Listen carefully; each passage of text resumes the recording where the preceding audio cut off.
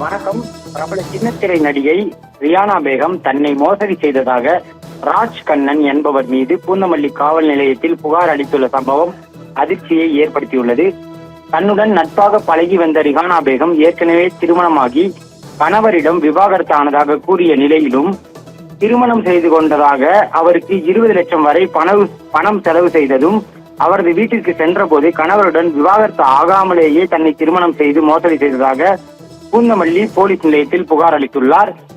இந்த புகாரின் அடிப்படையில் போலீசார் விசாரணை செய்து வந்துள்ளனர். அது மட்டுமின்றி ஏற்கனவே தனது தாயாரும் திருமணம் செய்து கொள்ள வற்புறுத்தியதாக அவர் புகாரில் குறிப்பிட்டுள்ளார்.